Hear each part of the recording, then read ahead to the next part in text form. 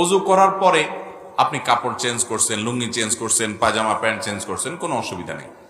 এতে যদি সতর খোলাও হয়ে যায় তার কারণে অজু ভঙ্গ হবে না, কারণ সতর উন্মুক্ত করা এটা অজু ভঙ্গের কারণের মধ্যে থেকে একটা না, বিধায় এটা অজু ভঙ্গের কারণ হবে না। আমরা অনেক সময় মনে করি অজু করার পর হাঁটুর উপরে কাপড় উঠে গেলে অজু ভেঙে যাবে, এটা আমাদের ভুল ধারণা। হাঁটুর উপরে কাপড় উঠে গেলে অজু ভাঙবে, কিন্তু অন্য মানুষের সামনে আপনি হাঁটুর উপরে কাপড় তুলে ফেলেছেন, আপনি আপনার রান প্রদর্শন করছেন, তাহলে সেক্ষেত্রে আপনি গুনাহগার হবেন, কারণ আপনি সতর খুলছেন মানুষের সামনে, সেটা ভিন্ন বিষয়, কিন্তু এর সাথে অজু ভাঙার সম্পর্ক নাই। আমরা আরব দেশে অনেকে প্রবাসীরা যারা আছেন তারা দেখেন অনেক আরাবিয়ানরা উজু করে এমন ভাবে রান টান সব দেখা যায়।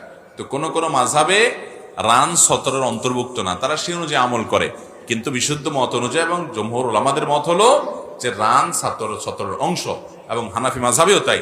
সেজন্য রান বা হাঁটুর উপরের অংশ যেন প্রদর্শন না হয় সেটা সবসময় খেয়াল রাখতে হবে, অজু থাকুক আর